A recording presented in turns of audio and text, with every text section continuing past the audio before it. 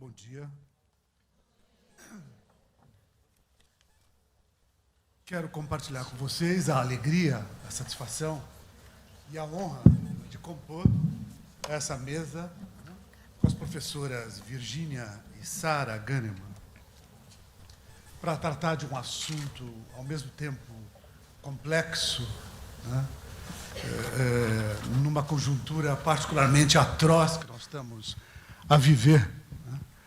Certamente que faremos aqui, atendendo a esse gentil convite da editora Cortês e do Cortês, da professora Maria Liduína, aos quais cumprimentamos pela iniciativa feliz, oportuna, né? Relevante, e manifestamos a nossa honra, né, de compartilhar esse momento. Né? Como vocês sabem, esse evento organizado pela editora Cortês conta com a participação dos membros, professoras e professores, dos conselhos editoriais, tanto dos livros quanto da revista Serviço Social e Sociedade. E é nessa condição que nós aqui hoje comparecemos, né, para compartilhar, repito, compartilhar esse momento privilegiado de reflexão, de resistência, né, de denúncia, né, de criação e produção de uma refinada crítica social, produção de um conhecimento insurgente diante de um quadro que estamos a viver, particularmente atroz, particularmente cruel no que respeita às condições de vida da maioria da população brasileira. Né? Então, estamos certos de que vamos compor aqui com as professoras Virgínia e Sara exatamente esse campo de, como eu disse, refinada crítica social, né? Esse conhecimento de insurgência, por que não dizer, de rebelião, frente a esse quadro absolutamente inaceitável de coisas que nós estamos vivendo. Temos pouco tempo, mas é um tempo, repito, privilegiado. Temos pouco tempo e vamos passar imediatamente a palavra à professora Virgínia Fontes, que terá 40 minutos, e depois a professora Sara, ok? Um abraço. Obrigada, Ademir. Eu quero começar, antes de tudo, com o Fora Temer, mas mais do que só o Fora Temer, fora o capital. É preciso agora ir mais longe. E agradecer a Liduína, que foi quem entrou diretamente em contato comigo, agradecer ao Cortês, ao José Cortês, que eu estou encantada, fazendo propaganda aqui, encantada com rapidinho o livro da vida dele, nos seus 80 anos, vale a pena, porque agradecer, portanto, ao José Cortês e à editora, e a felicidade de estar aqui na mesa com a Sara, grande amiga, com quem a gente já trabalha junto há muito tempo. É um desafio enorme estar aqui, nesse 10º ano de seminário do Serviço Social. É um desafio maior ainda, porque nós temos muitas tarefas, quer dizer, nós temos de, em alguma medida, parar algumas tarefas para conseguir enfrentar o desafio de conhecer o volume de coisas que está sendo colocado na nossa frente e que não está fácil de dimensionar, simultaneamente, não perder o compasso da luta e saber que, se nós estamos enfrentando um momento atroz, esse momento atroz é resultado de algo que provoca essa atrocidade, que é o capitalismo, e que, de alguma maneira, reitera permanentemente essas condições. Então, a organização me deu uma tarefa impossível de ser cumprida. Eu não vou contar para vocês a ementa que eles me deram. Eu tentei respeitar a ementa, não sei se vou conseguir. Eu só reordenei um pouquinho para começar com... Eu dividi minha intervenção em 5 pontos: capitalismo e crise, financiarização e extração de valor, Estado e política, crise internacional, Brasil, golpe e crise. Vamos ver se dá tempo de acompanhar tudo, porque a ementa é muito grande. se eu ficar devendo, eu prometo que em breve mais textos e mais intervenções virão para a gente poder enfrentar esse conjunto de questões. Então, fundamentalmente, por que começar por capitalismo e crise? Porque é o que nós estamos enfrentando. E é preciso saber sempre e lembrar sempre que o capitalismo é uma forma de ser que nos atravessa, é um modo de produção, um modo de agenciar e organizar a extração de valor, e isto é um modo de ser. E é isso que nós temos de enfrentar. É o conjunto dessas determinações que passam desde a organização do processo produtivo, que está baseada numa vida de expropriações e que, portanto, tê-lo claro na cabeça, nas nossas reflexões, é condição para os momentos conjunturais. E não ao contrário, não é a conjuntura que tende a avivar. Isso é o terreno no qual a gente vem trabalhando. Então, só para situar bem, é preciso lembrar que, do ponto de vista da organização da produção, o capitalismo é a produção incessante de necessidades através do processo que, para ele, é fundamental de valorização do valor. Traduzindo, ele precisa que tenhamos mais necessidades, de maneira que ele possa valorizar o valor. Essa condição é indispensável, porque entender isso, porque ele é o oposto da produção da satisfação. É possível existir produzindo satisfação, ainda que com menos bens, que são os valores de uso. E, sobretudo, o capitalismo é o contrário da liberdade.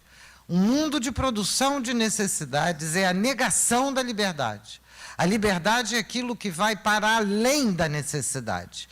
Uma sociedade na qual a necessidade é reiterada permanentemente é o avesso, é o oposto, é a contradição antagônica da possibilidade da libertação dos seres humanos. E isso é importante porque a palavra liberdade é conspurcada permanentemente pela mídia, pela grande divulgação, como se correspondesse a capitalismo. É, portanto, fundamental ter claro que uma sociedade que produz necessidade nega a liberdade. Isso aí, para mim, é uma questão central. Uma sociedade montada desse jeito, necessariamente é uma sociedade cheia de crises. Então, do ponto de vista da produção, e todos nós sabemos que só há mais valor através, portanto, lucro capitalista, através da extração de mais valor do trabalho vivo, e que não tem capitalista endinheirado que consiga acabar com isso. E nós estamos assistindo à prova agora. A extração, o roubo, a expropriação, a espoliação de direitos da classe trabalhadora no Brasil é o quê? É aumentar o número de trabalhadores disponíveis em quaisquer circunstâncias para a extração de valor para o capital. Sob quaisquer circunstâncias. Então, portanto, essa é uma condição que precisa estar sempre colocada. Então, as crises que isso vão trazer, que já estão estruturadas nessa dinâmica mesmo da produção, vão ser as crises fundamentalmente de superprodução. Se você produzir, concentrar, centralizar, e, simultaneamente, concentra imensos recursos que precisam se valorizar cada vez mais, tendo como resultado a produção constante de desigualdades.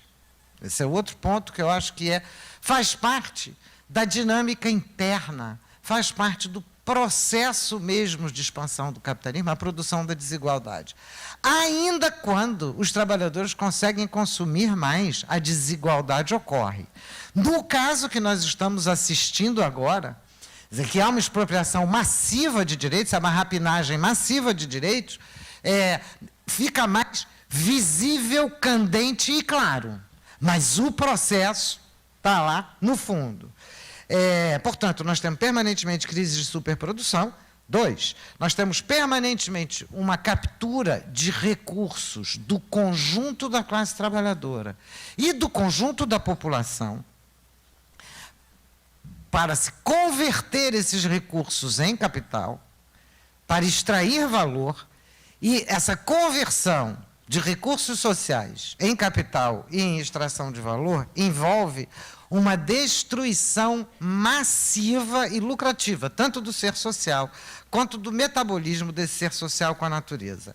E eu quero pegar só um ponto, que é o da questão das guerras, porque é um ponto hoje central de gastos gigantescos em áreas que nos são próximas. Não é apenas aquela indústria bélica tradicional que a gente conhece, que continua também. Ela não diminuiu, ela aumentou.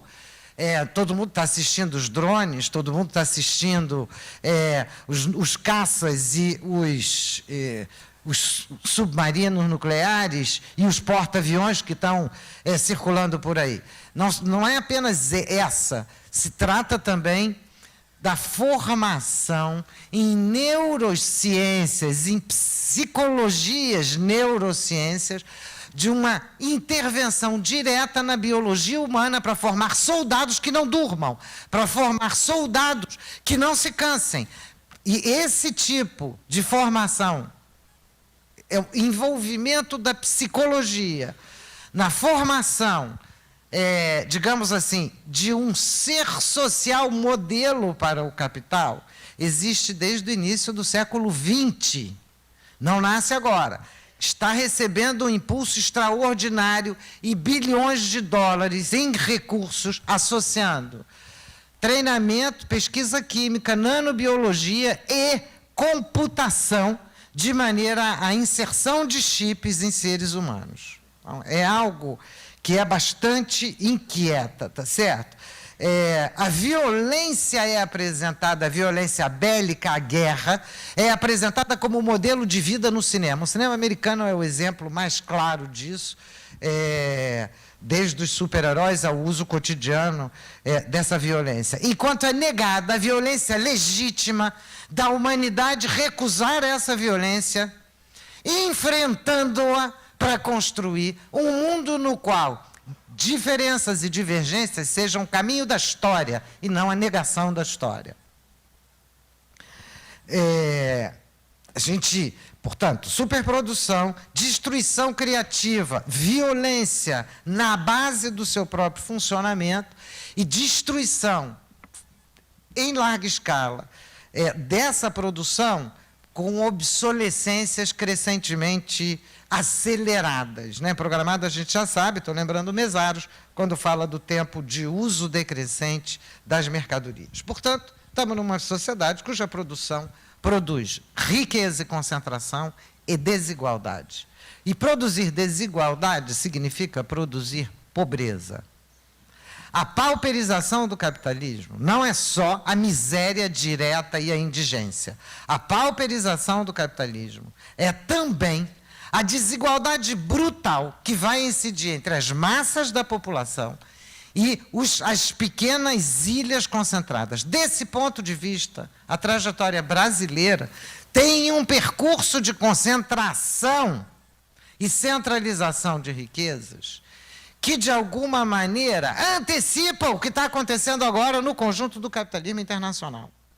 E é importante que a gente veja que essas desigualdades constitutivas podem operar como espelhos deformantes e dramáticos para o futuro não só do Brasil, para o futuro da humanidade, e é isso que a gente vai ter de enfrentar crescentemente. Então, se do ponto de vista da produção a gente apontou esses elementos, do ponto de vista social, né, ainda que a gente veja e ele se apresente como mercado, o capitalismo como mercado, é preciso sempre lembrar que a base do capitalismo é uma relação social concreta, é feita de seres sociais humanos concretos de carne e osso, porque o mercado apaga as pistas da humanidade que o sustentam. É o primeiro capítulo do Capital, sobre a mercadoria, para exatamente mostrar como a mercadoria é o apagamento das relações sociais que estão na base da sua existência.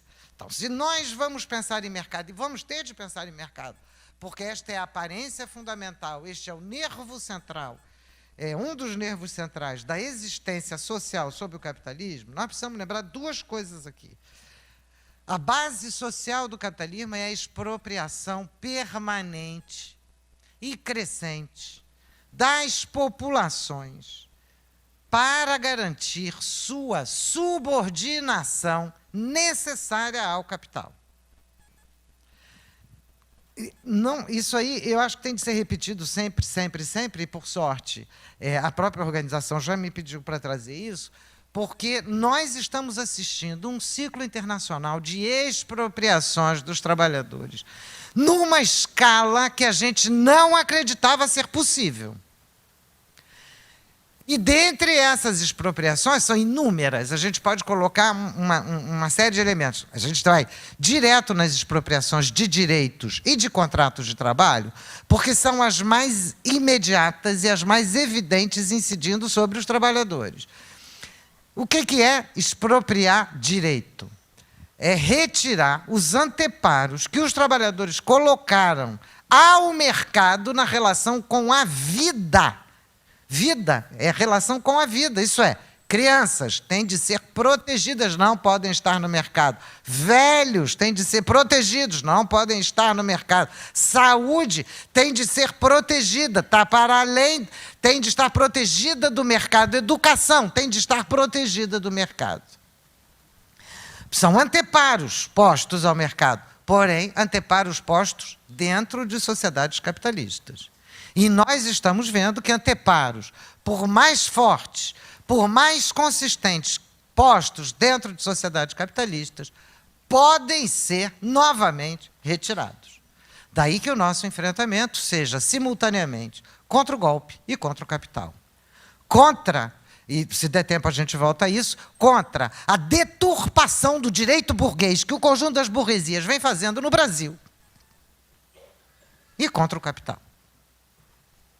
Bom, então, do ponto de vista social, o capitalismo é expropriação permanente. E eu gosto de repetir isso porque essa expropriação não simplesmente produz seres necessitados de mercado, ou cada vez mais necessitados de vender sua força de trabalho, mas produz seres que, ao precisarem, se tornam desejosos de vender.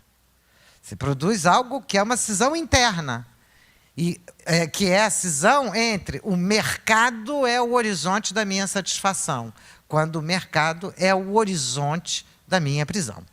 Então, acho que isso é uma questão que é algo, a meu juízo, importante. Como o mercado habita e divide nossa psique, divide nossa vida, divide a nossa existência, é bom lembrar que, se vamos falar em termos de mercado, a característica mercantil central do capitalismo é converter o item mais precioso da espécie humana, do ser social, aquele item que ontologicamente a define como humanidade, como ser social, que é a capacidade de transformar coletivamente a natureza, resolvendo necessidades e abrindo possibilidades de liberdade, abrindo o caminho para o conhecimento. Exatamente esse ponto central, fundamental da humanidade, a capacidade, essa capacidade que é o trabalho, é reduzida a mercado através da mercantilização da força de trabalho. Então, sempre que pensarem em mercado, o mercado crucial é a mercantilização da força de trabalho. A mercantilização da força de trabalho só pode ocorrer pela expropriação das condições sociais de produção da vida dessa classe trabalhadora e pela retirada de todos os anteparos que essa classe trabalhadora colocou frente ao capital e mais. É também pela expropriação das condições da existência humana no planeta, convertendo-as em mercadorias. Não estou repetindo o que todo mundo sabe. Água, terra, ar, que hoje em dia, estrutura biológica do ser, que hoje em dia vão sendo expropriados e convertidos em necessidades mercantis para as grandes massas. Bom, nós sabemos também que o enfrentamento disso envolve fazer a crítica da economia política, permanentemente. E a crítica da economia política é denunciar a forma economicizada da existência e da ciência, como se a economia fosse uma ciência natural, e a fragmentação dos seres sociais, tanto coletiva quanto individualmente, para reduzi-los a montantes comensuráveis. Isso de novo, é o Capital, livro 1, é o processo, é a mercadoria, a comensurabilidade da mercadoria, depois a formação da classe trabalhadora e as formas da extração do valor. Ora, isso significa que o que nós estamos assistindo como expropriação agora são formas que integram o ser social como uma totalidade, que crescentemente vai sendo apresentado como fragmentado, como segmentado ele mesmo. Eu estou falando do ser social e eu sei que vocês estão visualizando a classe trabalhadora, não é isso? Porque o que eu estou falando é sobre o ser. Mas a classe trabalhadora é o conjunto do ser social. E é exatamente o mesmo processo que vai ocorrer de um lado e ocorrer do outro. Quando a consciência social, a consciência humana é reduzida a cálculo e expressa através da relação custo-benefício, tudo deve ser expropriado e fragmentado para se converter em comensurável. Do afeto, à paixão, aos exemplos que eu dei agora, a saúde, a educação, a natureza, a germinação das espécies, a terra, tudo deve estar separado, como em bolhas específicas, das quais é possível, separando, é possível torná-los passíveis de expropriação e, a partir daí, de mercantilização. Óbvio que isso aí significa mais crise, não é? A primeira delas é uma crise psíquica permanente na qual vivemos. Nós gastamos e vamos gastar mais tempo ainda das nossas existências para desempenhar um trabalho alienado do qual não conseguimos visualizar sequer a socialização que ele envolve, e essa socialização é a cada dia mais extensa, mais ampla e mais necessária para todos nós. Tomar consciência dessa socialização do processo de trabalho é fundamental. Ela resulta contraditoriamente da centralização e concentração do capital. Nós ficamos muito tempo acreditando que a socialização do processo produtivo residia unicamente no universo fabril. Nós sabemos hoje que a extração de valor pode ocorrer para além daquilo que era o universo fabril estrito sensu. A extração de valor pode acontecer em inúmeras atividades que vão sendo expropriadas e convertidas em trabalho, subordinadas à dinâmica do valor de troca frente ao valor de uso e, portanto, gerando extração de valor para o capital. Eu vou dar um exemplo um pouco mais adiante, que é o do Uber, só para vocês saberem, para não ficar fazendo suspense, que é um exemplo importantíssimo, que é de escala internacional. Bom, então, a primeira crise que a gente vai viver é a crise psíquica, e é uma crise psíquica permanente. A crise vai estar num ambiente de trabalho, qualquer que ele seja, e vai estar também no chamado tempo livre. É bem interessante ver que tempo livre é o tempo que você não vende, né? Ou que você não está tentando vender a força de trabalho. No qual, nesse tempo livre, ou a classe trabalhadora, as grandes massas são colocadas como consumidoras de alguma coisa que fundamentalmente as permita retornar ao ambiente do trabalho. E majoritariamente no caso brasileiro, e desgraçadamente a televisão. A televisão, portanto, a mídia proprietária no Brasil, como uma educadora, dramática da sujeição da classe trabalhadora no cotidiano e do sofrimento da classe trabalhadora, uma vez que não há nenhuma satisfação, de fato, apenas uma promessa repetida de um futuro permanentemente golpeado no cotidiano. Se a gente for capaz de tocar na sensibilidade real dessa classe trabalhadora, naquilo que é a vida real dela, naquilo que a teoria permite a gente de chegar no mundo real, eu acho que a gente tem possibilidades, não apenas da resistência, que é fundamental, mas da resistência, do avanço, do salto que nós precisamos na luta atual. O segundo ponto que eu já mencionei da crise no âmbito social é a ruptura do sócio-metabolismo, ser social natureza, que é dramática, que vem, hoje em dia, sobretudo na questão ambiental, no capitalismo verde e nas suas formulações. Eu não vou ter tempo de ficar falando sobre isso, mas ele é, hoje, uma das fronteiras de expansão do capital. A questão ambiental e a questão biológica.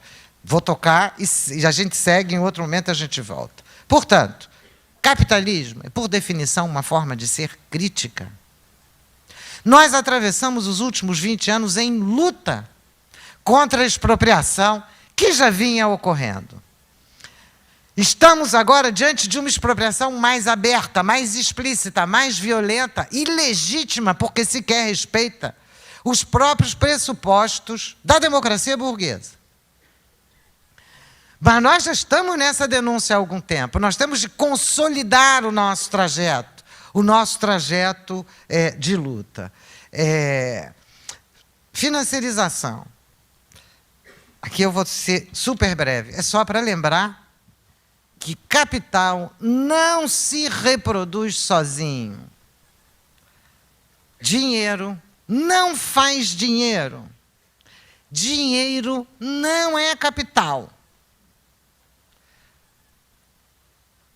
Capital é uma relação social que envolve propriedade de concentração de dinheiro, que se converte em capital ao extorquir mais valor. A forma pela qual isso vai ser feita, é lógico que é muito variado. O padrão fundamental ainda é o padrão fabril. Ele é central, ele ainda é um nervo central. Mas este padrão fabril não é único. E há muitos anos, há pelo menos 50 anos, o capital vem tentando quebrar esse padrão fabril, porque este padrão fabril envolve a reunião de trabalhadores no mesmo espaço. E, portanto, o aprendizado coletivo da luta. A fragmentação, a separação, a divisão disso é, portanto, fundamental. A financiarização é desse ponto.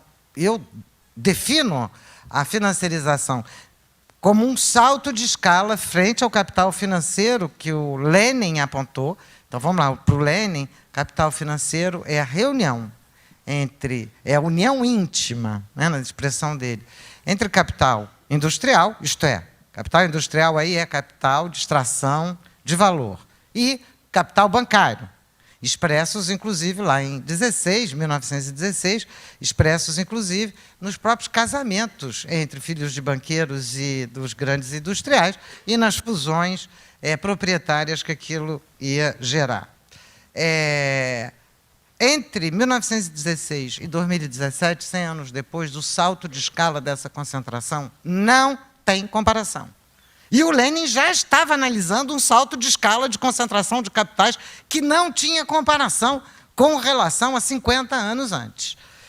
Nós estamos falando de 100 anos de expansão capitalista. Portanto, a minha hipótese é sempre a de que nós estamos assistindo, principalmente a partir dos anos 60 e 70, uma fusão pornográfica da concentração, da união íntima à fusão pornográfica, entre as mais variadas formas de propriedade do capital, a tal ponto que são holdings, proprietárias de holdings, isso que já estava presente no Lenin, A escala disso hoje é quase impensável. Nós tivemos, em 2014, um estudo de pesquisadores suíços para mostrar a malha de controle do processo produtivo internacional são 140 proprietários, controlando em torno de 80% da malha de empresas. Tivemos recentemente, ano passado, um documento da Oxfam, fundamental, mostrando como 8 bilionários detêm, se eu não me engano, 70% da riqueza mundial. Pessoas singulares, pessoas proprietárias de holdings. O que isso envolve? Envolve que, quanto mais concentração de capital para cima, mais urgência eles têm de valorizar massas de capital através do uso do trabalho vivo. Ora, como a competição capitalista promove o descarte do trabalho vivo em relação ao trabalho morto, isso significa aumentar formas de extração de valor em condições precaríssimas, mas em larga escala. Recomendo que vocês vão até a revista Exame para entender o que eles chamam de startup, ou incubadora de empresas. O que significa aquilo? Bancos, grandes empresas, grandes entidades sem fins lucrativos empresariais financiam pequenos grupos de empresários ou pequenos grupos de estudantes para que eles consigam lucratividade e escala internacional. É essa a proposta. Não é uma lucratividade local ou regional. É alta lucratividade em escala internacional. Bom, essa concentração brutal significa hoje uma tendência à queima de excedentes. Significa, por um lado, pressão sobre a massa trabalhadora, aqui de maneira violentíssima, até porque, historicamente, os nossos direitos sempre foram escassos, não é? E não cresceram muito nos últimos anos. Em termos de direitos, tivemos muitos programas, mas direitos não. Nós viemos numa sequência de contra-reformas já de alguma duração. Portanto, apesar dessa extração massiva de direitos e redisponibilização da classe trabalhadora, eles ainda não estão conseguindo chegar nas massas de lucro que precisam, por essa concentração. A tendência, portanto, é uma queima brutal ele está me ajudando aqui com os capitais. É verdade, é queima de capital, mas não é só queima de capital, é queima de força produtiva, é queima de gente e de bens. É devastação de gente como sendo necessária e legítima. Alguns exemplos são importantes na Europa, é a maneira como os países europeus muito civilizados estão lidando com a imigração africana, que estão pagando à Turquia uma ditadura para barrá-los na Turquia e impedir que cheguem na Europa. Sem falar no que está acontecendo nos outros países. Bom, eu ia falar sobre o Estado, vou saltar o Estado, porque eu quero trazer 2 elementos, eu tenho mais 10 minutos, eu quero trazer 2 elementos da crise internacional hoje, que eu acho que são importantes, e vamos ver se dá para eu chegar a alguma coisa mais adiante. Os elementos que eu apontei da crise lá no começo são os mesmos para a crise internacional hoje. Superprodução de dinheiro que precisa virar capital, mas eu quero dar o exemplo do Uber, porque o exemplo do Uber é internacional, ele é local, ele é nacional, ele é internacional, ele é a escala da concentração de recursos sociais de produção e não necessariamente de meios diretos de produção. A Uber é o quê? Como é que ela se apresenta? Nós somos um aplicativo colaborativo. Tá certo? Você vai lá, pede um carro, uma pessoa que está à toa, pega o carro, vai lá e vai te buscar. Muito bem, a Uber é uma empresa altamente concentrada, com uma escala de concentração de capital lá em cima. Ela vem de uma startup apoiada pelo Morgan, pelo Banco Morgan, por uma sequência de cartões de crédito e por um controle do trabalhador absoluto. Não imaginem que aquele trabalhador está solto, ele está controlado. Quando ele liga o aplicativo, simultaneamente ele liga o GPS / o Google Maps, que sabe cada caminho que ele fez, registra cada caminho que ele fez. Portanto, nós temos uma concentração brutal da capacidade de impor extração de valor, descentralização total da execução e extração do mais-valor imediata e, em alguns casos, até antecipada, em escala internacional. A Uber hoje está presente num monte de países, inclusive na China, com contratos com outras empresas na China. Tendeu a entrar a partir de municípios e não de países, porque entrando por municípios, você curto-circuita pelo miolo, e ali onde a necessidade é maior de oferecer alguma compensação aos desempregados, completamente sem direitos, mas que vão garantir uma certa acalmia social para aquelas regiões. Então, no caso brasileiro, igual, e no caso brasileiro, esse infeliz desse Congresso, fez o quê? Propôs que a regulamentação seja municipal. Confirma o que eu já vinha analisando, estava óbvio pela maneira de fazer. O Uber é extração de valor.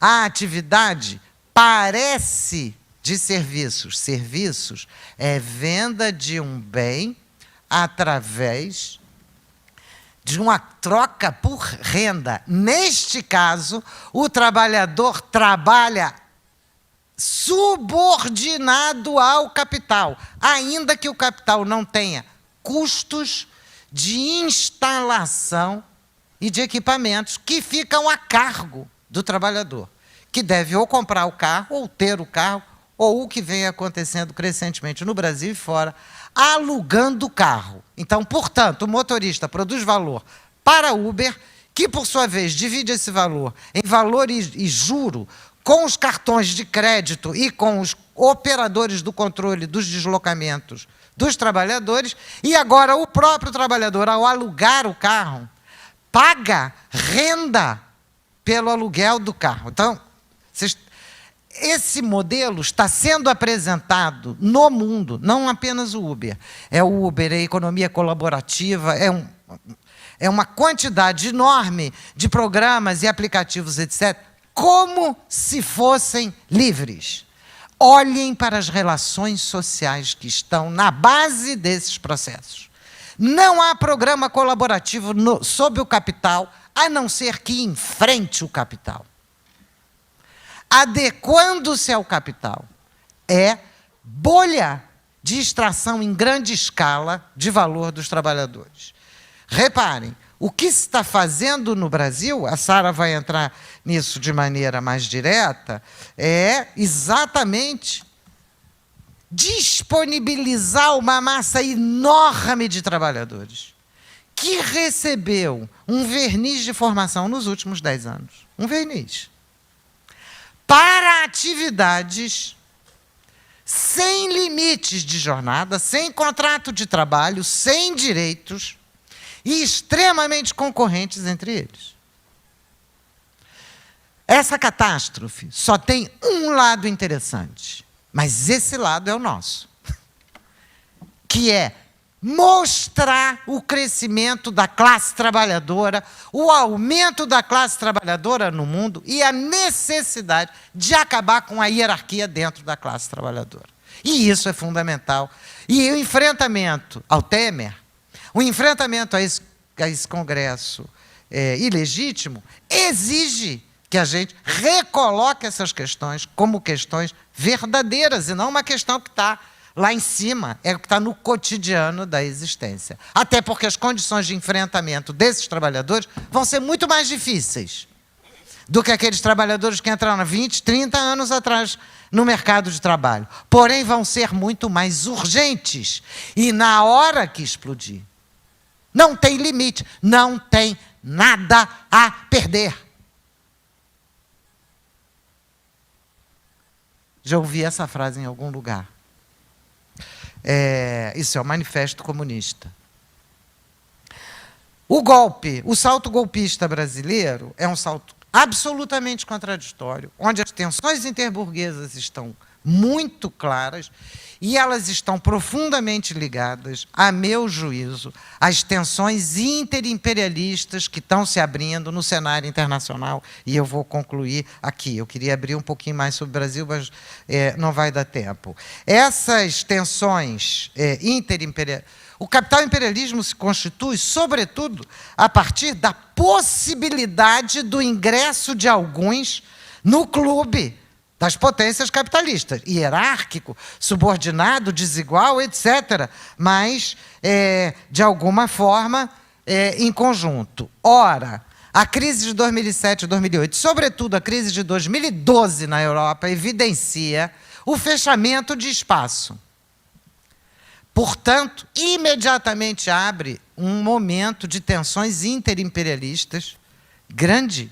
E nós estamos assistindo isso de maneira explícita pelo avanço da Rússia e da China, tanto no jogo geopolítico militar internacional, isso é, não sair, não abrir mão da posição, como o recuo da burguesia brasileira, temerosa do enfrentamento que isso significaria, e temerosa desse enfrentamento, inclusive por conta das contradições burguesas internas ao Brasil, que a gente não vai ter tempo de explorar, mas das quais algum pontinho a gente tem de dizer. Em primeiro lugar, o clube dos megabilionários foi apenas ligeiramente arranhado. Oi e Odebrecht. Sendo que o caso da Oi é mais severo. A Oi está entrando realmente está numa situação de falência. O caso da Odebrecht não é exatamente isso, tá certo? Foi ligeiramente arranhado por disputas internas, onde grande e média burguesia resolvem que elas não pagam o pato. É que a grande que vai ter de pagar o pato. Como a grande também não vai pagar o pato, quem é que vai pagar o pato? Todos nós sabemos disso. Portanto, o único ponto de união entre elas agora é esmagar para baixo. Não estão abrindo nenhuma saída política. Pior, estão envenenando todas as formas de organização popular da classe trabalhadora que poderiam significar alguma saída política consistente. Isso significa que nós somos empurrados, de fato, para uma luta organizativa, uma luta de resistência, uma luta pela democracia e uma luta contra o capitalismo ao mesmo tempo. De alguma maneira, é um reaprendizado que a gente precisava fazer. Porque ficar esperando que de dentro do próprio capitalismo essas contradições fossem diminuir ou ficar mais fácil para a classe trabalhadora era uma grande ilusão. Agora a situação é mais dramática. O âmbito internacional é um âmbito proto-fascistizante.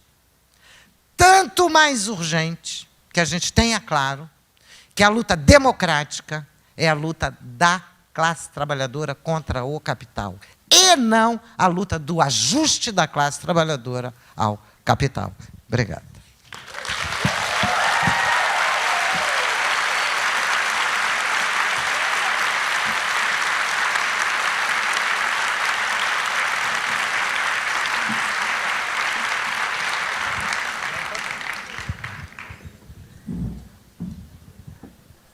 Parabéns, professora Virgínia, obrigado.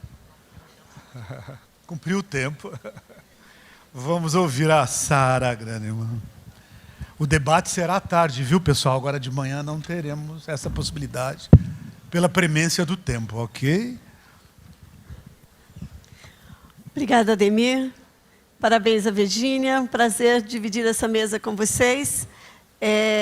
No serviço social, eu que estou envelhecendo e me tornando, na idade madura, uma feminista de militância. Antes eu era de teórica, sabia que era, mas não militava.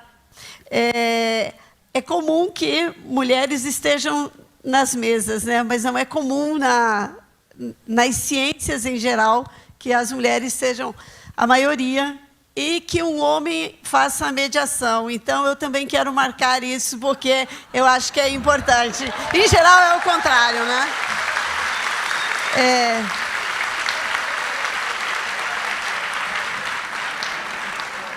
Como diz o meu sobrinho, abriu o comício. Né? Brincando comigo, falou, tia Sara, até no elevador, né? Até no elevador. Começo, então, por agradecer à editora Cortez, ao José Cortez, à Liduína, e ao agradecer-lhes pelo convite, agradeço a todos os que estão e estiveram envolvidos nessa construção. É uma honra falar para estudantes do serviço social, discentes do serviço social de vários lugares, de várias escolas, e também, me permitam dizer isso, uma honra enorme falar numa plateia que está a minha literatura, na plateia e na mesa também. E, obviamente, que isso não necessariamente me causa uma tensão, mas, obviamente, preciso marcar isso, porque é, de fato, muito honroso. Fui aluna de algumas grandes figuras aqui presentes e espero não envergonhá-las com a construção que eu vou apresentar aqui. Também grandes companheiros de lutas aqui presentes, companheiros de militantes do Andes, Cleusa, Bia e várias outras pessoas que militamos em várias frentes contra a barbárie. Não é? Obrigada, então.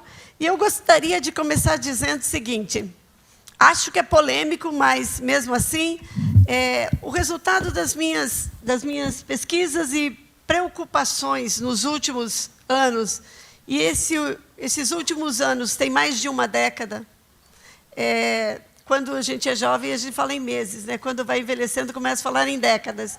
É uma das marcas.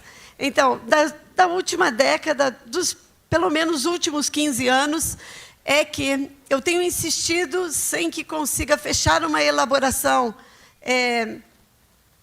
definitiva nunca mas que consiga fechar uma elaboração, é que há uma mudança de qualidade na forma Estado no presente momento do modo de produção capitalista. Uma mudança de qualidade que significa, na minha consideração, compreender que, no estágio atual do modo de produção capitalista, e isso serve para o Brasil e serve para os outros países, diria indistintamente, embora a gravidade e a profundidade seja diversa, comparando-se os países. Mas, no tempo presente, então, como dizia, no modo de produção capitalista, no estágio mais sofisticado e, portanto, no seu incontornável apodrecimento como modo de produção, a forma Estado, do ponto de vista dos capitais, não pode mais ser a forma Estado bem-estar social. Não pode mais ser a forma Estado bem-estar social, não pode ser como uma necessidade dos capitais. Eu não digo que a luta de classe, óbvio, jamais diria isso, não possa alterar tudo, inclusive superar o modo de produção capitalista. Mas, do ponto de vista das necessidades da forma capital, do modo de produção capitalista, do estágio do modo de produção capitalista, no tempo presente, nem a forma Estado pode ser aquela forma Estado que, se pensarmos no modo de produção capitalista, em mais ou menos 300 anos, a forma Estado que recolheu democracia, que recolheu, por imposição de várias determinações, a forma Estado bem-estar social, que conviveu com democracia, que conviveu com direitos sociais, esta, na lógica dos capitais, desses que não enchem um ônibus, que a gente sabe quem são, mencionados pela Virgínia, é uma forma ultrapassada.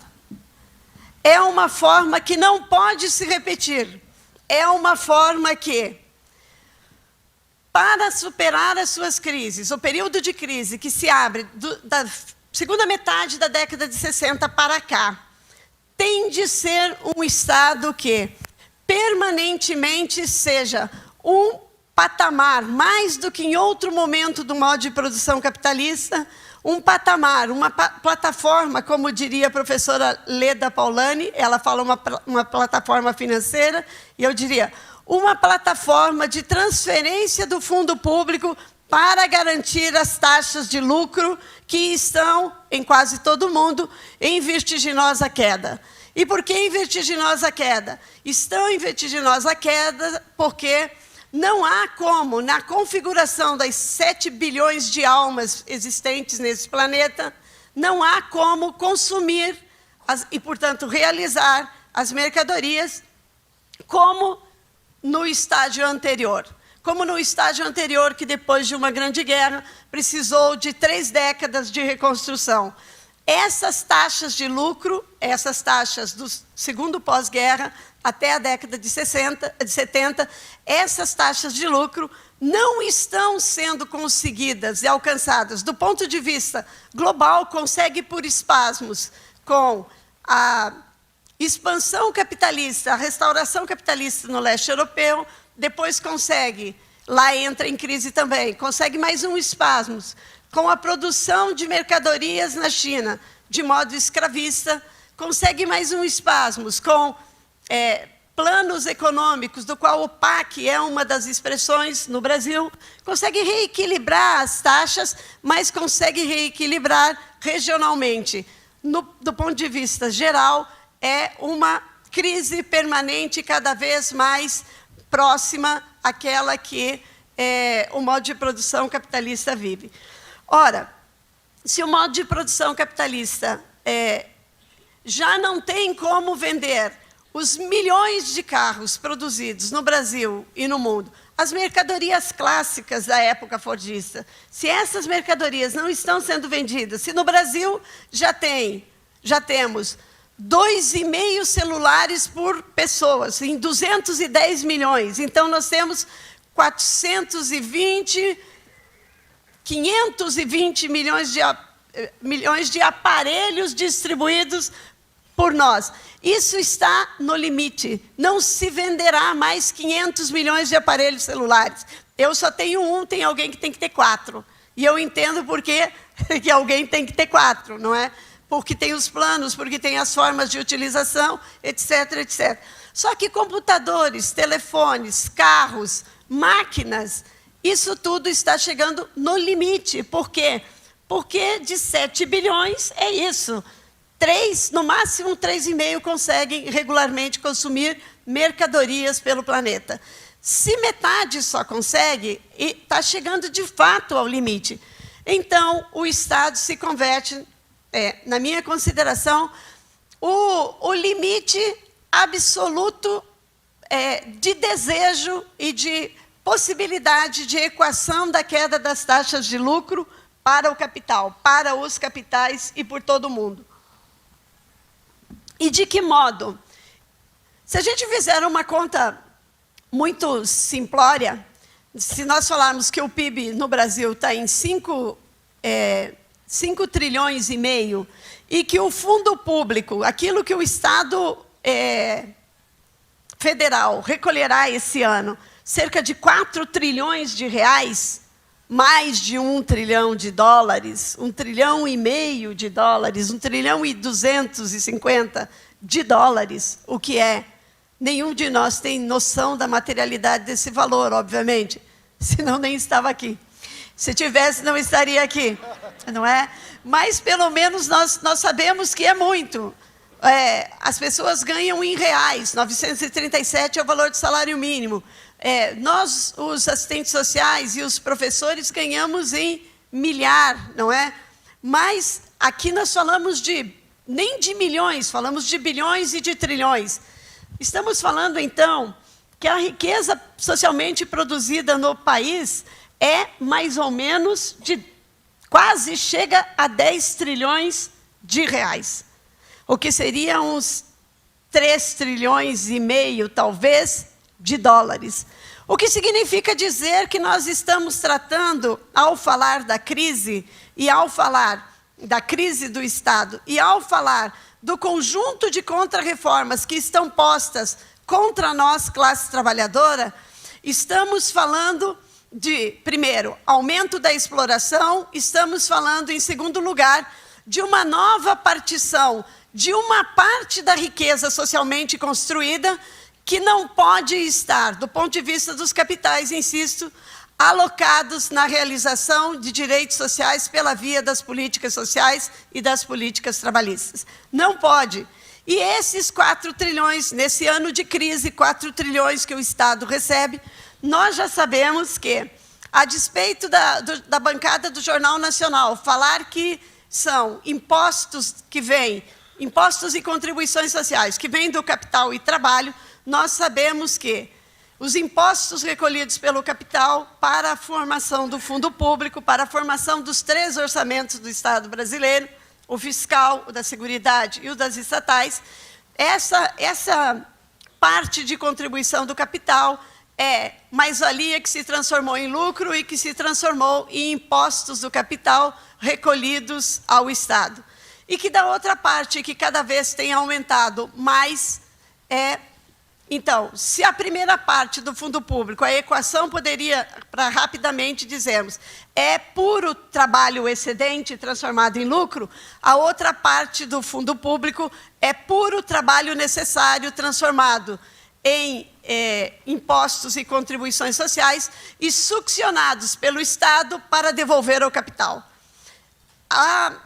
A expectativa, aquilo que está proposto no orçamento deste ano, de 2017, é que, pela primeira vez, o fundo público brasileiro alcançará, em transferência para pagamentos da dívida pública, exatamente a metade do orçamento desses 4 trilhões, 1 trilhão e tal para pagamento de juros e mais uma parte desse que completa quase 2 trilhões de pagamento do principal.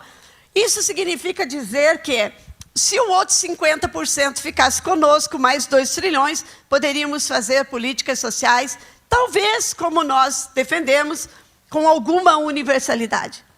Entretanto, esse outro 50% não está alocado nas políticas sociais, como todos nós sabemos.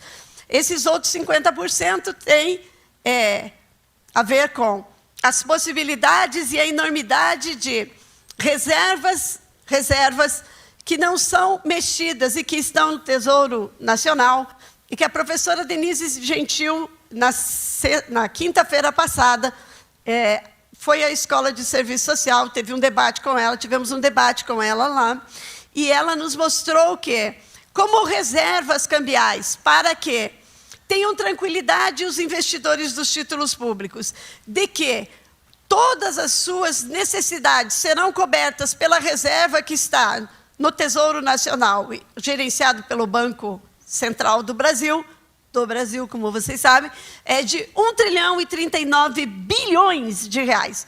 Então, como os economistas chamam, esse é o colchão para que os grandes capitais nacionais e estrangeiros tenham a tranquilidade que, em caso de a classe trabalhadora ressurgir e entrar na luta novamente para limitar a expropriação do trabalho, para limitar a exploração no trabalho no Brasil, os senhores e as senhoras detentores dos títulos públicos poderão, com tranquilidade, saber que, mesmo que uma reversão aconteça no curto prazo, eles terão os seus títulos públicos reembolsados, os seus títulos reembolsados com este valor de 1 trilhão e 39 bilhões de reais depositado, entesourado, né, professora Marilda? Entesourado, porque não está agindo como outra coisa, a não ser como tesouro, livro 3 do Capital, no Banco Central do Brasil. Só não falou que era no Brasil. Além disso, eu acho que se ele estivesse vivo, ele ia estudar o Brasil, hoje. Além disso, há mais 474 bilhões, eu acho, de dólares agora, o que corresponderia a quase mais o que corresponderia a mais 1 trilhão dividido vezes 3, né? 470 bilhões de dólares vezes 3, daria mais de 1 trilhão, que são as reservas cambiais. Então, nós temos essa quantidade gigantesca de riqueza também entesourada, que está em dólares para garantir que os negócios cambiais, em caso de uma... E espero que sim, em caso de uma... E aí a primeira medida, diferente da Comuna de Paris, que teve aí um dos seus pequenos e importantes erros, em caso de um ascenso da classe trabalhadora, a primeira coisa seja bloquear as saídas dessa riqueza, não é? Não é, Bia? No programa não é isso? Controle dos bancos para não deixar sair a riqueza, não é? Não podemos tomar os bancos como a última atividade, como fez a Comuna de Paris, de uma revolução. Tem que começar por aí, talvez. Como nós ainda não sabemos, não é? Mas, então, há uma riqueza enorme entesourada no Estado brasileiro. Essa riqueza enorme entesourada não pode ser mexida e colocada na circulação. Ela tem de estar como reserva. Os 50% da dívida, nós já sabemos como vai. Para ter pagamento da dívida, é preciso o quê? Não reduzir as transferências para Odebrecht, não reduzir as transferências para as indústrias automobilísticas, não deixar de fazer outro refis, não deixar de dar as isenções. Então, entre isenções em dívida que se negocia e que paga-se só 2 meses e para de pagar, só da Previdência já chegamos a mais 700 bilhões de reais. Só em dívida, sonegação e isenções para, não só para a Previdência, mas para recolhimento, isso em 2015 e 2016, né? Já é um dado bem atual. Temos mais um orçamento da Seguridade aí em favores dos capitalistas, porque é assim o refis. Você negocia os tributos que deve, você como capital, não você como trabalhador. O capital negocia e aí diz o seguinte, começo a pagar. Paga duas das prestações negociadas e para de pagar. E não há nenhuma penalização a esses capitais. Só dali a 2 anos, depois de 2 anos, pagando ou não a terceira, a quarta, as 24, e em geral para na segunda, é que tem nova negociação, certo? Então, são muitos bilhões, são muitos bilhões. Os capitais, na sua crise, precisam, não dos 50%, porque eles, no Brasil, os capitais, além dos 50% da dívida, além das reservas entesouradas, parte desse outro 50%, que é, no máximo, 25%, que está sob a forma de direitos sociais, pela via das políticas sociais, é o que os leva a essa declaração de guerra em todo o mundo, mas no Brasil em especial, e que se materializa como essa declaração de guerra do capital. Na emenda constitucional 95, a dos limites dos gastos primários. Os gastos primários são pagamento da dívida, inclusive. Para os pagamentos da dívida, os gastos primários financeiros não estão dentro da emenda constitucional 95. O que significa que precisa ter tetos de gastos, e terá, para a educação, para a assistência, para a saúde, para a previdência, para a habitação, para os direitos trabalhistas. Então, o título aqui é Estado de Seguridade Social no contexto da crise do capital. No contexto da crise do capital, não é o juro que será rebaixado o seu pagamento. Não será diminuído o pagamento dos juros. Não será diminuído os programas de crescimento e de investimento dos capitais. Nós estamos falando de quê? Nós estamos falando da luta de classes, da guerra que o capital declara aos trabalhadores no âmbito desses 25% do fundo público. No âmbito desses 25% do fundo público, no máximo, que se realizam as políticas sociais. Mas as políticas sociais não ficam com 25% desse fundo público inteiros para si. O professor José Paulo Neto já nos explicou que a mesma política social que serve ao trabalho como uma vitória, uma conquista da classe trabalhadora organizada, ela também serve ao capital. Bom, é só ver a expansão das universidades e quem foi que construiu os prédios, depois quem foi que vendeu os equipamentos, né? Quase todo mundo nessas pensões provisórias em Curitiba, não é? Quase todos esses. Mas não parou por conta das suas pensões provisórias em Curitiba, da sua moradia provisória em Curitiba. Esse mesmo mecanismo continua em operação, das transferências aos capitais, pela forma legal e, sobretudo, pela forma ilegal. Então, nós estamos disputando, no âmbito dessa alteração das leis e a forma que o Estado modifica as políticas sociais e os direitos da classe trabalhadora, a forma é pela alteração da lei. Então, tenho dito que há uma completa desconstrução daqueles direitos limitados, mas que foi o nosso ponto máximo, construídos em 1988. Esses direitos limitados, no que diz respeito à Seguridade Social e no que diz respeito especialmente à Previdência, têm sido desconstruídos desde 1990, aprovados em 88, em 1990, começa a sua desconstrução, episodicamente com algumas conquistas, pequenas e laterais conquistas, no âmbito da Seguridade Social. Em 1994, com a Contra-Reforma do Estado, o Fernando Henrique já modela esse novo Estado, que é uma exigência dos grandes capitais, que muda a sua forma, muda qualitativamente a sua forma. E muda qualitativamente a sua forma, não para ser igual ao liberalismo, muda qualitativamente a sua forma, porque ao capital, o Estado é central na manutenção e na realização das suas taxas de lucro. E mais do que em qualquer outra época. Portanto, não me parece que neoliberalismo expresse isso com largueza suficiente para dizer o que é esse novo processo qualitativo no campo do Estado e das políticas sociais.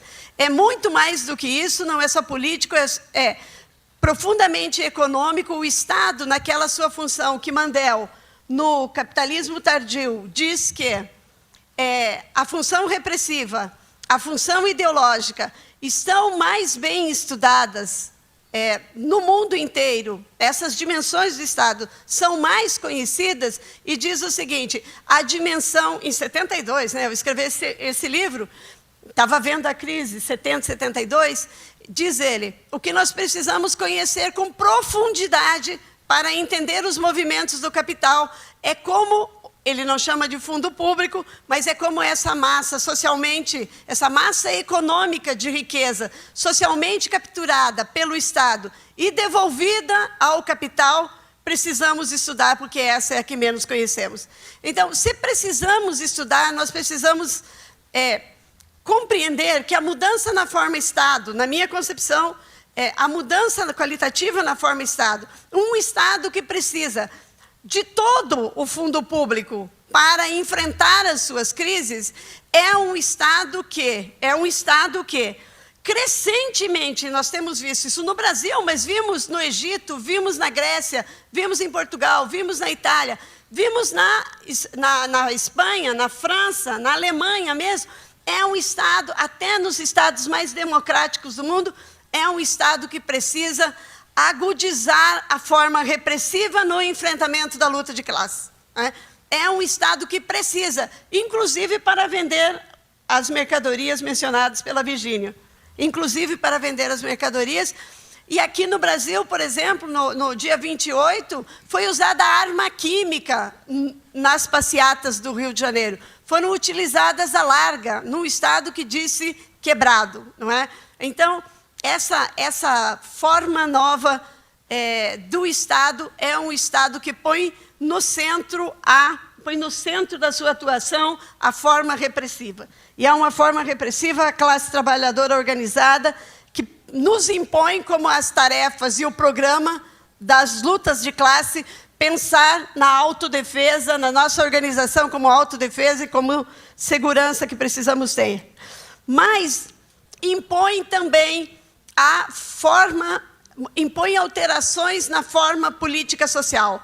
A política social, não por um gesto de vontade, mas com um desenvolvimento muito importante, por isso a forma política social se torna referência no mundo, como a Virgínia também já marcou.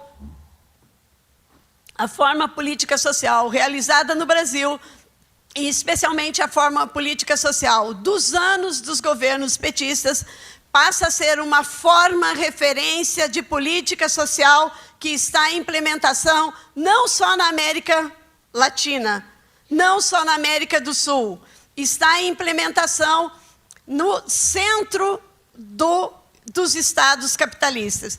E por que a forma social tem que mudar? A forma social da política social tende a acompanhar a mudança de forma qualitativa do Estado. Porque a própria forma política social do welfare state, do Estado de bem-estar social, que era uma forma, que foi uma forma, por várias determinações, daquele lugar no mundo, daquelas determinações que alcançaram uma parte da Europa e que ela se espraia como referência para o resto do mundo, aquela forma social da política social precisa ser reconvertida, precisa deixar de ser uma forma de política social que faz atendimento aos direitos sociais por instituições típicas do Estado. Essa forma tem de ser reconvertida também por aquela fração e servir aquela fração do capital. As formas capitais são diferentes, né? Tem forma e função. A forma capital industrial, a forma capital comercial, a forma capital agrário, a forma capital bancária e a forma do século XX, a forma mais típica do século XX, a forma capital financeiro, ela também impõe sobre as outras, mas ela não está descolada e nem ela tem identidades diferenciadas, mas tem uma unidade das formas capitais no modo de agir, e a forma financeira é a forma mais sofisticada. Ela também dirige o jeito de ser, a ontologia das políticas sociais, o modo de ser das políticas sociais no tempo presente. E aí o modo de ser não é só material, é o modo de ser que as políticas sociais, mais do que em qualquer outra época, alguém já falou alguma coisa parecida com isso, né? Nunca antes, mais do que em qualquer outra época, a forma de ser das políticas sociais, no plano cultural, tende a aprofundar o individualismo, a focalização, a assistencialização, tende a aprofundar o atendimento direto, excluindo qualquer possibilidade de solidariedade aos usuários. E qual que é a forma máxima de sofisticação dessa realização de uma política social que já não pode, na minha consideração, ser chamada de política social? A forma é não mais assistentes sociais atendendo e executando a política social, não mais médicos atendendo e executando as políticas sociais, não mais terapeutas, não mais enfermeiros. Isso vai sendo reduzido porque não só a política social nesses 20% libera recursos para os capitais, mas também a força de trabalho estatal que precisa ser reduzida como forma de liberação desses capitais, desse fundo público para servir aos capitais. A forma tem de ser, e essa é uma construção polêmica que eu faço. Polêmica, não, eu não acho que ela é polêmica, eu acho que ela é a compreensão, mas eu sei que é polêmica entre nós, é a forma monetarizada das políticas sociais. Aqui e alhures. a forma das políticas sociais, inclusive para concentrar o individualismo, inclusive para fragmentar as lutas sociais, inclusive para levar massas de recursos que individualmente são miseráveis para os trabalhadores, uma Bolsa Família, um BPC, uma aposentadoria ou uma pensão de um salário mínimo, precisam ingressar. Ela se monetariza porque material e culturalmente, ao monetarizar, você individualiza. É o sujeito, o dono do dinheiro, o dono do cartão, está no meu nome. Isso ao ingressar. Como monetariza, isso ingressa no circuito bancário financeiro. E ao ingressar no circuito bancário financeiro, aquilo que é 900 bilhões e que já é uma massa gigantesca de valores na Seguridade, isso nos bancos pode se multiplicar em 1, 2, 3, 4, 5, 6, 10 vezes, sem que precise ter 10 vezes materialmente a sua existência na forma de 900 bilhões, como é o orçamento da Seguridade para esse ano. Me parece que para pensar a crise da Seguridade e este ataque de conjunto realizado à classe trabalhadora, nós não podemos deixar de pensar as mudanças qualitativas do Estado brasileiro como emblemático e como referência para as mudanças em curso. Não podemos deixar, portanto, não podemos deixar de seguir a convocação mandeliana de entender o Estado do ponto de vista econômico, e as suas múltiplas formas de realização. Significa que nós temos também de entender a corrupção, porque a corrupção não pode ser uma bandeira de explicação para a classe trabalhadora de fascistas e conservadores. Nós temos que, como Lenin explicou, que a corrupção é parte inarredável do Estado capitalista. Nós temos de dizer isso, porque senão o discurso contra a corrupção é o discurso da direita, e parece que nós achamos normal e somos favoráveis a isso, e não somos e não podemos ser, que é desvio de fundo público, não é? Mas nós temos de ter uma elaboração para a classe, e nós não temos uma elaboração para a classe. Por isso, candidaturas fascistas já estão em crescimento perigoso, também no Brasil, como na França, como na Alemanha, e como na Itália e em vários países do mundo. Mas a forma monetarizada, ela instala uma cultura que é o do meu recurso. A forma monetarizada nas políticas sociais, talvez pior ainda do que a forma econômica, ela também é responsável por apassivamentos largos de 1 década e meia, ela é responsável pela classe, e nisso eu estou incluindo o crédito consignado e a belíssima tese de doutorado da professora Rivânia Moura, que eu tive o prazer de orientar, crédito consignado no INSS, crédito consignado nos salários, crédito consignados nas aposentadorias. Tudo isso levou, por exemplo, em 9 anos de crédito consignado sobre as aposentadorias do regime geral, os trabalhadores e as trabalhadoras, os aposentados e as aposentadas, os pensionistas e as pensionistas tomaram emprestado em menos de 10 anos 200 bilhões de reais aos 10 mais importantes bancos. A cabeça, a testa dos mais importantes bancos, o BMG, só por coincidência, daquele que estava no mensalão, não é? Então, 200 bilhões é o que esses 10 bancos emprestam, inclusive os públicos. E em 10 anos, em quase 10 anos, os trabalhadores e as trabalhadoras deixaram de comer mais uma maçã por dia, deixaram de tomar um litro de leite. Beth, não sei se estou exagerando, mas eu estou tentando fazer com que a teoria ganhe materialidade. Depois você me fala se eu estou exagerando. Falávamos que a teoria, para ganhar materialidade, tem de ter um momento entre a elaboração e a tradução, não é? Então, os trabalhadores, ao tomarem empréstimos consignados, tomaram emprestado 200 bilhões e devolveram 500 bilhões aos bancos, não é? Devolveram mais 300 bilhões do que aquilo que tomaram emprestado. Ao mesmo tempo, deixaram de estar nas ruas lutando por aumento da Previdência Social.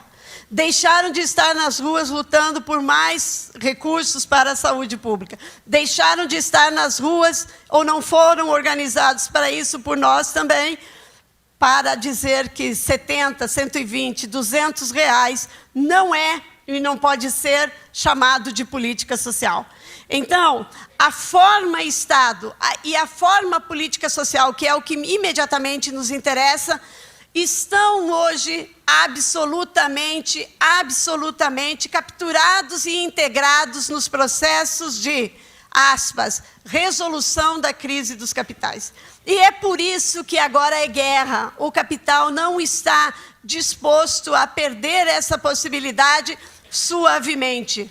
Por isso nós também temos, e já estou aqui nos meus 5 minutos finais, por isso também nós temos, e aí a Cleusa dizia, convoca para a agenda das lutas, convoquem para a agenda das lutas, a Bia dizia também, e eu que sou também uma militante, e penso que a produção teórica do nosso tempo tem de ser mesmo muito direcionada para as nossas lutas no âmbito da classe trabalhadora. Isso não significa torturar dados, quem faz isso são os capitais, para dizer que há déficit, para dizer que estamos vivendo demais, não é? A maior conquista do século XX foi que passamos de 35 anos para 80, e isso para o capital é déficit. Aquilo que para nós é vida, para o capital é lucro, é a realização das suas taxas de lucro. Por isso, eu termino com um dado aqui que eu não pude trabalhar e não vou conseguir trabalhar, mas é o que eu tenho trabalhado nos textos que tenho escrito no ano passado e nesse, já foram vários. Eu queria dizer o seguinte, com relação à Previdência Social, eu falei em 5 trilhões e meio o PIB do ano passado. Falei que provavelmente o orçamento público federal desse ano chegue a 4 trilhões, 3 trilhões e 800. E eu quero lhes dizer por que a política social da Previdência é a que está mais diretamente no fogo cruzado, mas contraditoriamente também é a que tem tido mais reação. Tem mais reação porque desde a Comuna de Paris, onde teve a primeira experiência das protoformas de Previdência Social, os trabalhadores e as trabalhadoras entenderam que, no modo de produção capitalista, 2 demandas são muito centrais à nossa vida. Trabalho e proteção na velhice. Proteção em momentos de acidente de trabalho. Proteção na hora em que nós não podemos nos vender. Então, são duas palavras de ordem de honra da classe trabalhadora desde a Comuna de Paris. Mas se nós juntarmos, para a gente entender o que está em causa, além do fundo público desse 25%, o que está em causa? Se nós tomarmos provavelmente nesse ano, teremos 900 bilhões na Seguridade Social, no sistema de Seguridade Social.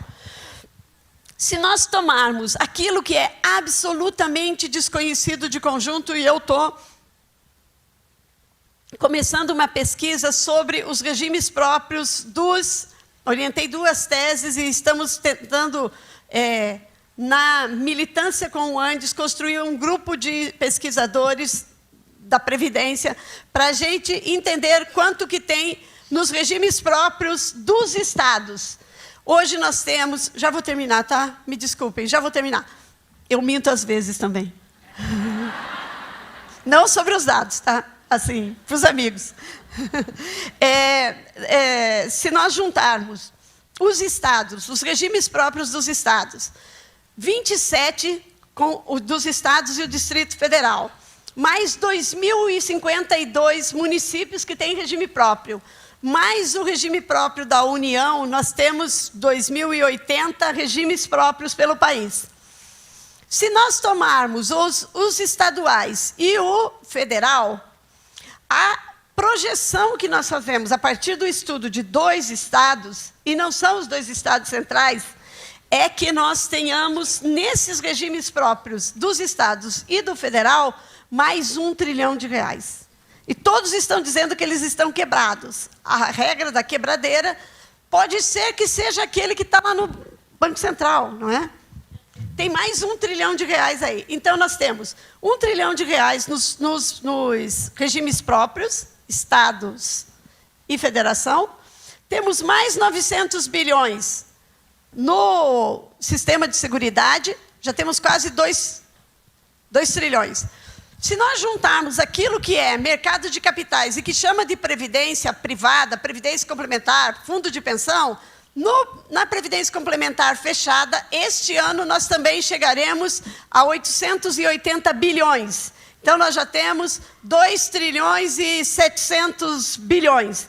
E se nós juntarmos a esse aquela previdência, que não é previdência também, é puro mercado de capitais, mas isso será difícil de explicar agora, e eu já acabei meu tempo, nós passamos só nessa conta, Seguridade e Previdência, dos 3 trilhões e 300 bilhões de reais. É essa a razão das contrarreformas. Não é falta de dinheiro, é sobra de dinheiro. E aí, de fato, agora a última frase, como disse Marx, por 2 vezes pelo menos no Capital, ainda no livro 1, o capitalista não produz sapatos por amor aos sapatos. Se não vender os sapatos, ele produzirá qualquer outra coisa. Esse é o capítulo, o 20º alguma coisa, que no Brasil abre o tomo 2 do livro 1, diz Marx. Para o capital, tanto faz inverter a sua riqueza, o capital, em fábricas de salsicha ou fábricas de ensinar. Nós diríamos, tanto faz produzir carros, como produzir previdência, como produzir assistência, como produzir educação, como produzir saúde, como converter tudo aquilo que para nós é direito, que para nós é política social, em mercadorias que possam, inclusive, gerar valor. É óbvio que para enfrentar isso tudo, as palavras de ordem são importantes. Mas se as palavras de ordem não se converterem em greves gerais, em impedimentos do funcionamento da produção, tudo isso passará. Mas nós faremos várias greves. Muito obrigada.